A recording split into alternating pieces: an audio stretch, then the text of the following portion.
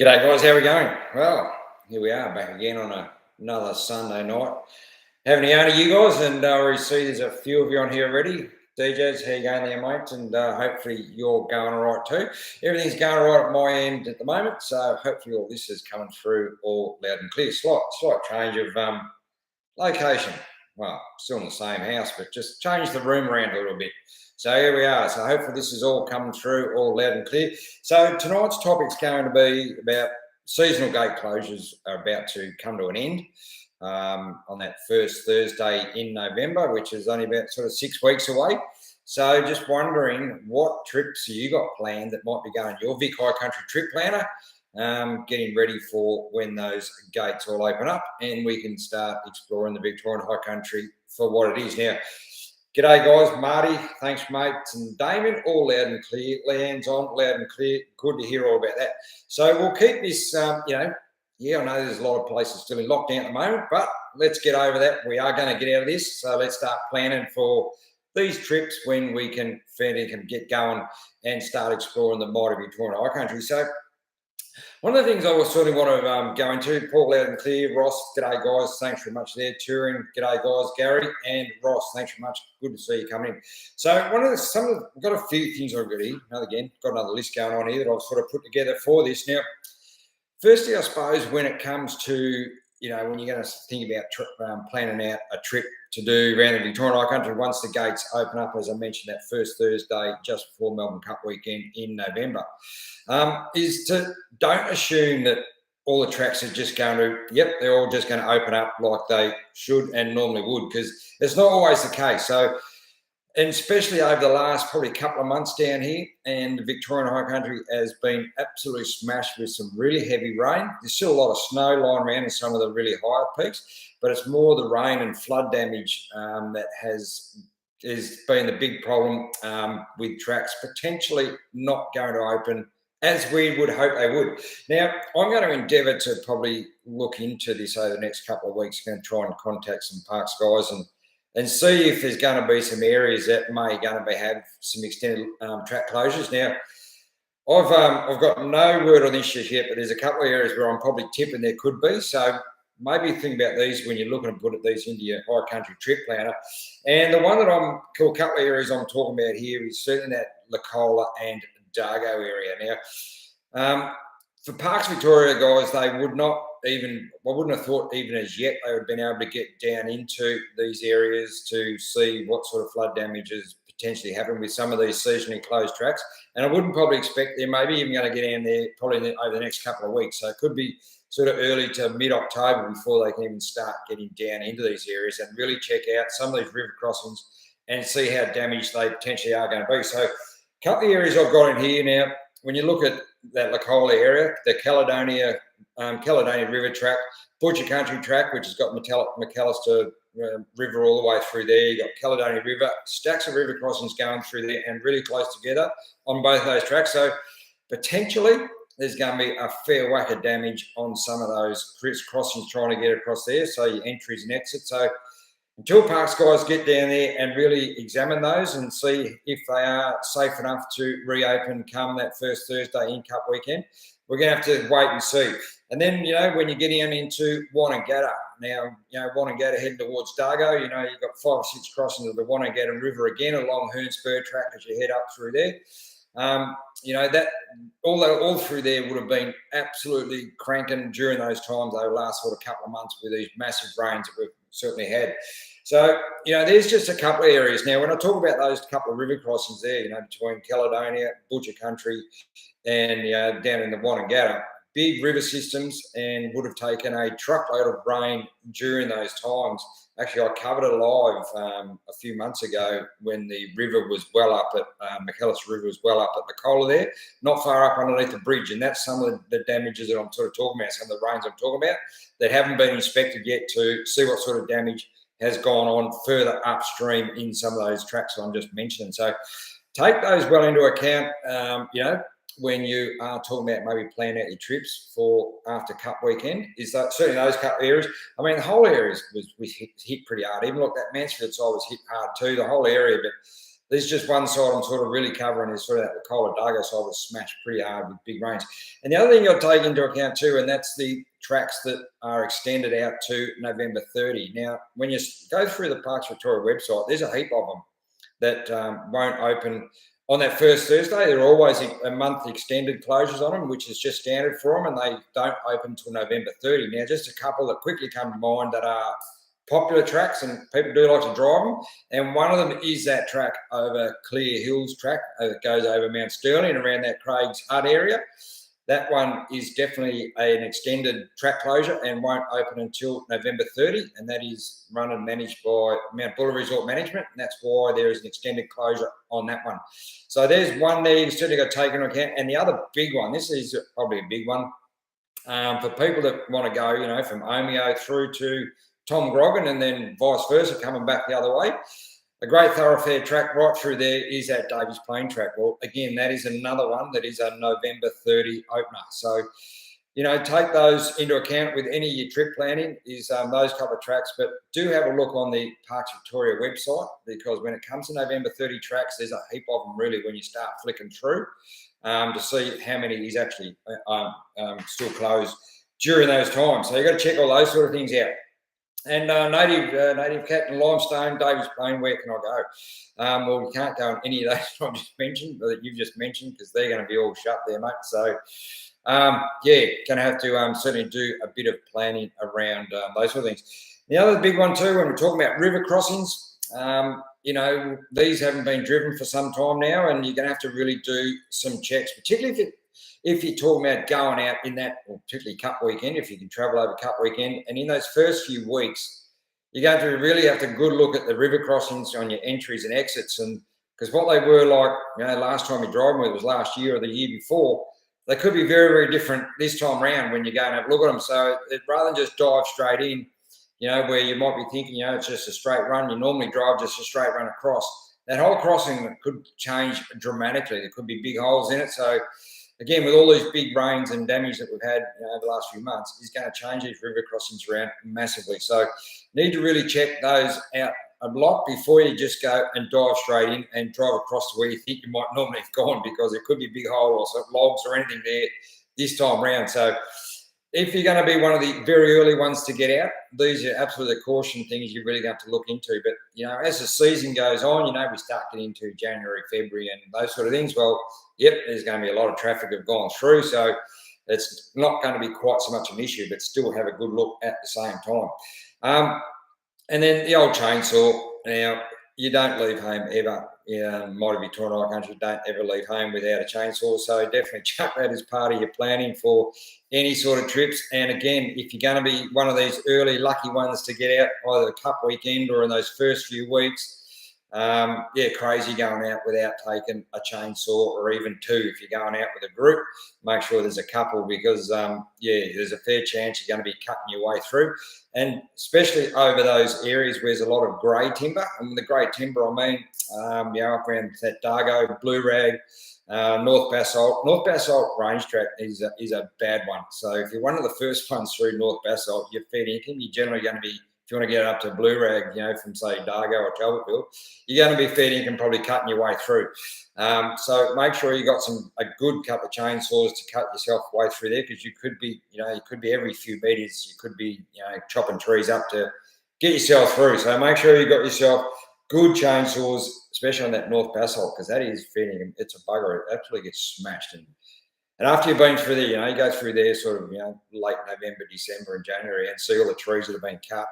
There's a whack of them. So someone's been through and luckily cleared it up before you. So there's that one there. But if anyone's, got some trip plans, you're starting to pull the maps out and you're looking for some areas to maybe get into and what tracks you maybe might want to go and do, and might be sites you want to go and see, chuck them up and we can certainly have a chat through some of these as we're going forward. And, and we can certainly give you any ideas on where we're going to go with that. Brendan, where do you wear your hat? Why do I wear my hat not indoors? Because, mate, my hat's just part of my head, and it just the only time I take it off is when I go to bed. So there it is. This is me. I wear my hat. It doesn't matter where it is, indoor, outdoors. This is why I've got my hat on all the time. So There you go. I wear it all. I just love me hat. Dave, how you going there, mate? Going good. Soon metro restrictions lifted. They will be very, very soon, mate. I think it's unfortunately it's going to be after Cup weekend for you guys down there. But hey, let's see how it all goes for you, and maybe it might happen sooner. Jason, when is Tom Crossing Hut? Went up to Top Crossing Hut today, and the river flowing hard. Yeah, righto. I thought I saw Top Crossing Hut was in a closed area, but maybe it's not. Could be wrong there. Great tip about the river and chainsaw, absolutely, mate. Yeah, make sure you got all those. And this is probably going to be a big one that's probably going to drive a lot of people nuts. And I think you're going to have to be fair income, take an absolute bucket load of patience with you when you go out, particularly in those first few weeks leading up into Christmas and going into Christmas, because absolutely the tracks are going to be jammed. There's going to be a lot of people getting out. Camp areas are going to be full. And you just have to fair income, be extremely patient and, drive to the conditions and that sort of stuff, because you just never know what's going to be coming the other way. And that's the other thing too, when I talk about, river crossings, how they're going to be changing too. It's the same with tracks, particularly if you're going to be, again, one of these lucky ones that's going to be able to get out bright and early in those first few weeks.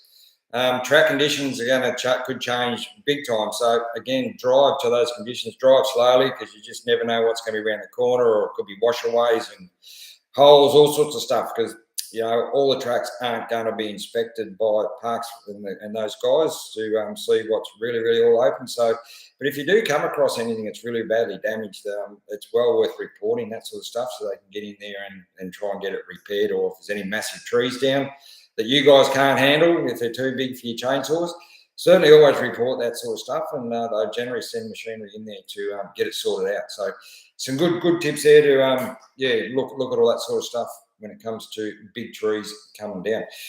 From Harcourt Brock's Knob Track and down to Grimey's Creek Track, Butcher Country, all that, well, that's all up. That's all closed at the moment.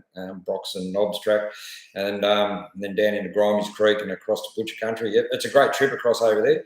If last time I did Knobs, I've only driven Knobs Track twice, and the overgrown in it was severely bad. Not that I'm fussed about scratches, but that was really bad. The 2 times I've driven that track. So maybe have a think about that one before you head down there. Daniel, last time was up there, was rain at Eildon, but hit the food works for some timber and got me going. Well, that's all good. No worries there.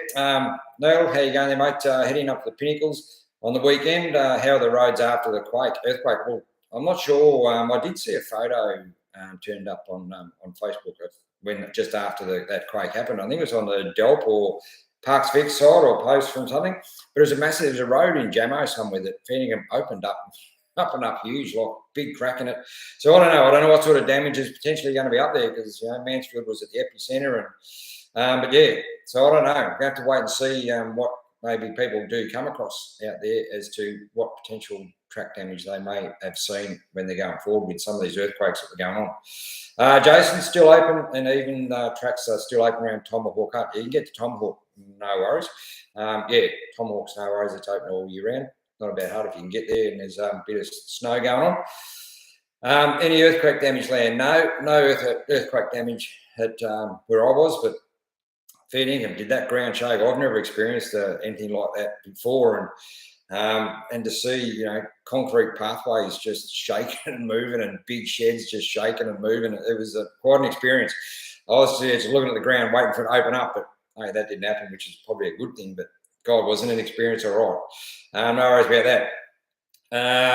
G'day, Cam. How you going there, mate? Any reports of damage to the huts after? No, I haven't heard any damage at all about huts and things. So yeah, just have to wait and see once people start getting out there as to what potentially damage there could be out there. I'm in New South Wales, so can't wait to see somebody getting out in Vic High Country anytime soon. No, it's not looking good. Looks like I'm heading for the Mighty Murray. That's another good option too, mate. Murray River, especially on your side there, or any side. The Murray River is great. So have a great time there, mate, and stay safe up there in New South Wales, that's for sure. I was in Crows last month, and it got some fire damage. Yeah, righto. There's probably still maybe a little bit of that floating around, but wouldn't probably thought maybe too much. High RPM. I can't wait to head back out the bush and spending my time chasing gold.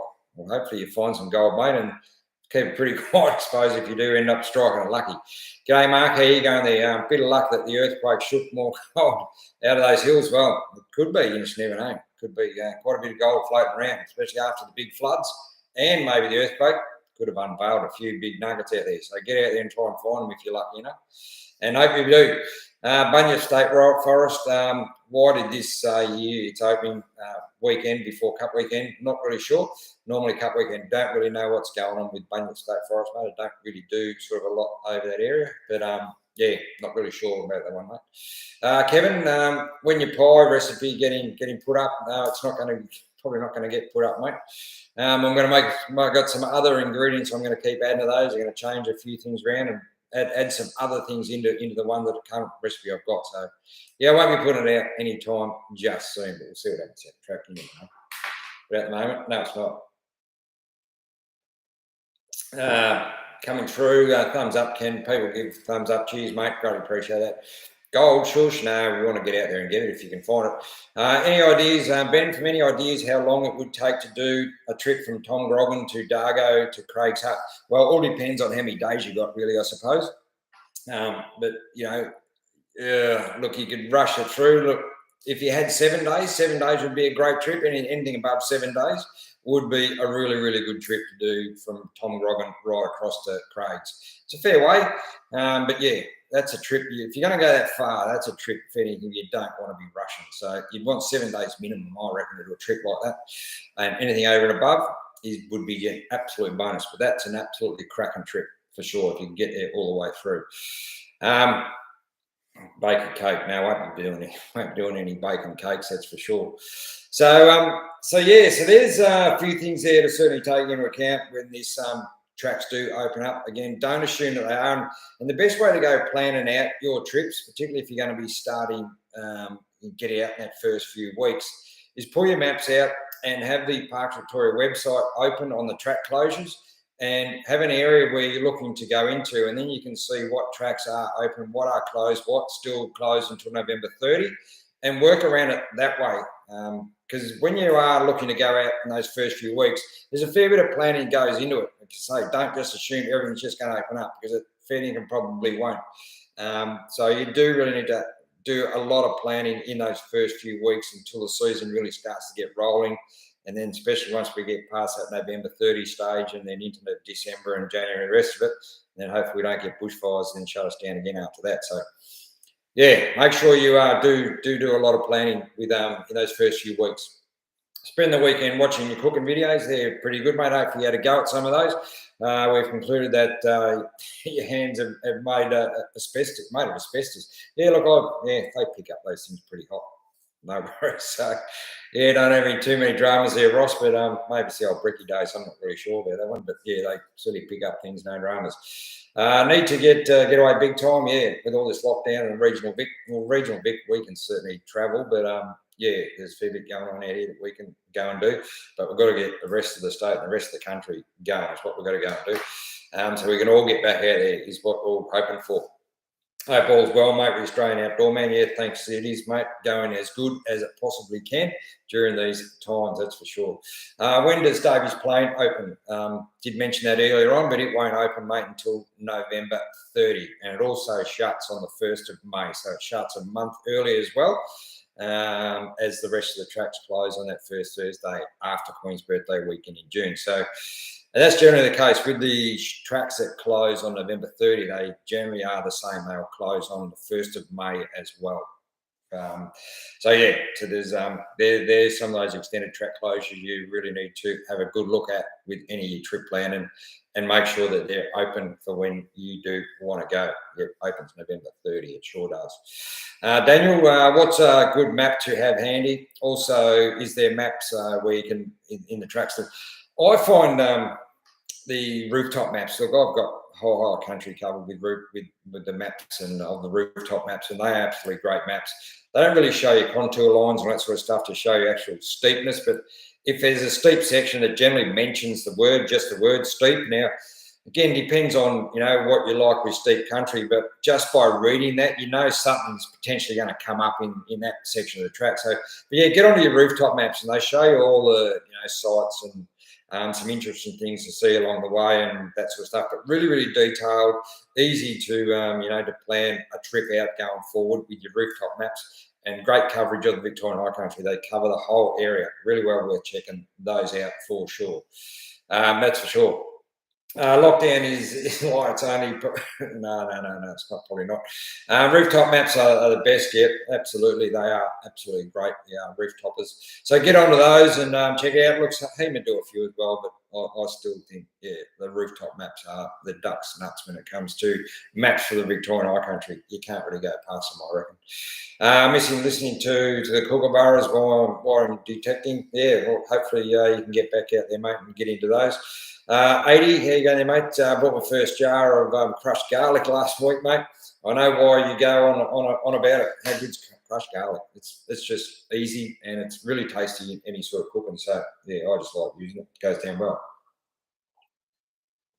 Right, well, we might think about wrapping this up. I hope you've got some good tips out of that with your trip planner that's going to be potentially coming up for the Victorian High Country, because we're all getting a bit excited and a bit edgy to get going. There's no doubt about that. So take all those things there that we've mentioned tonight into account, and we'll catch up with you on the next one, which we might do a bit of some talk about some high country huts and places you want to go and huts you want to go and see and to wine and that sort of stuff in the coming weeks. But anyway, you guys have a great week and hope you had a good weekend. Stay safe, guys, and we'll see you on the next one. Hooroo. Catch you later on. Good on you guys. Stubby holes in the background. They are. They're representing back there. Good on you guys. Thanks so much for tuning in, and we'll see you a bit later on. Hooroo.